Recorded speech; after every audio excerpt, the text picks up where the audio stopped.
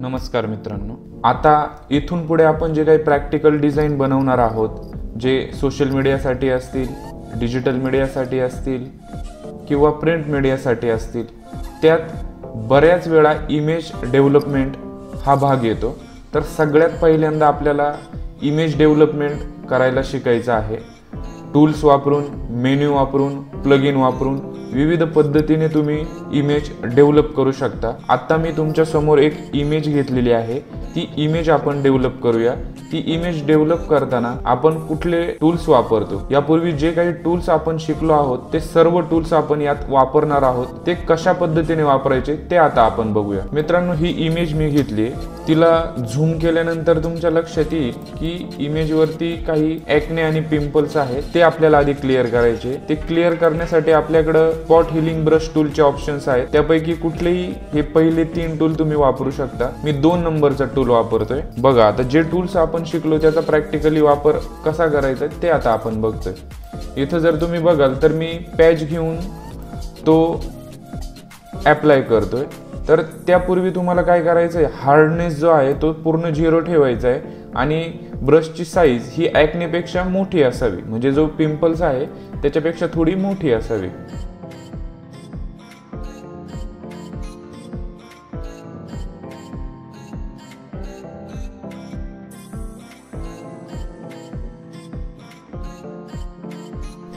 जिथे ॲक्ने मोठा असेल तिथं तुम्हाला ब्रशची साईज मोठी करून घ्यायची आहे आणि पॅच घेताना शक्यतो जवळच्या स्किनचा उचलायचा आहे, जेणेकरून स्किन टोन मॅच होईल।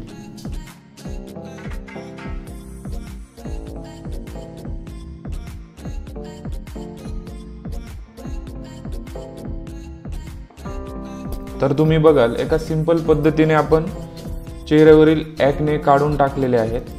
आता इथं काय होते की स्किन टोन मॅच होत नाहीये, तर त्याच्यासाठी मी काय करेल, आता पॅच टूलचा वापर करेल। जो खराब पॅच येतो चांगल्या ठिकाणी तुम्हाला मूव्ह करायचा आहे। अशा पद्धतीने आपण काय केलं, सगळ्यात पहिल्यांदा चेहऱ्यावरती पूर्ण पिंपल्स आपण रिमूव्ह केले। त्यानंतर आपण काय करूया की लाईट आणि ब्राईटनेस आपण त्याचा मॅनेज करूया। इथं ब्राईटनेस कॉन्ट्रास्ट आहे, मी थोडासा ब्राईटनेस वाढवतोय, थोडासा कॉन्ट्रास्ट वाढवतोय, ओके करतोय। त्यानंतर आता मी काय करेल की फिल्टर मध्ये जाऊन मी प्लगइनचा वापर करेल। स्किन फायनर प्लगइन मी घेतोय। आता तुम्ही बघा, रेडी प्रीसेट अप्लाय होतोय त्याच्यावरती। मला स्मूथिंग एवढी नकोय, मी थोडीशी कमी करतो स्मूथिंग। त्यानंतर फाईन थोडासा वाढवतोय, सॅच्युरेशन थोडंसं वाढवतोय, नॉर्मली सॅच्युरेशन वाढवायचंय, ब्राईटनेस एकदम नॉर्मली वाढवायचंय।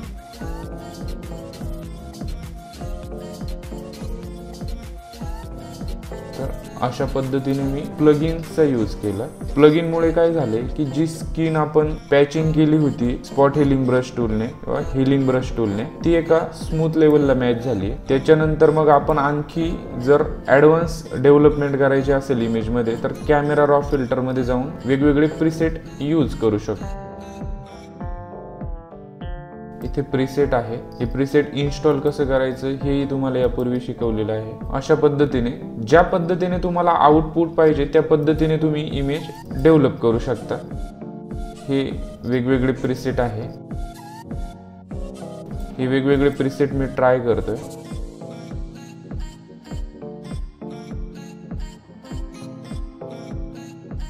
बघा, तुम्ही ह्या प्रीसेटला आणखी इथनं कस्टमायझेशन तुम्हाला करता येईल। ल्युमिनन्स, शार्पनिंग हे कमी जास्त करून तुम्ही फायनल आउटपुट देऊ शकता। जर आता तुम्ही बघितलं तरी आहे आपण डेव्हलप केलेली इमेज, वेगवेगळे बॅनर्स असतील, फ्लेक्स असतील, हे करण्यासाठी तुम्हाला आधी इमेज डेव्हलप करावी लागते। ती चांगल्या प्रकारे डेव्हलप करण्यासाठी तुम्ही जे आपण आतापर्यंत टूल्स वापरले, मेन्यू वापरले, प्लगइन्स वापरले, प्रीसेट वापरले आणि अशा पद्धतीने तुम्ही इमेज डेव्हलप करू शकता। हे बघा, आता तुम्हाला जर तुम्ही रिव्हर्ट केलं म्हणजे फर्स्ट स्टेजला आले तर तुम्हाला अंदाज येईल की किती पद्धतीने आपण काम केले। एक इमेज झूम करतो मी, हे बघा, अशा पद्धतीने तुम्ही इमेज डेव्हलप करू शकता। धन्यवाद।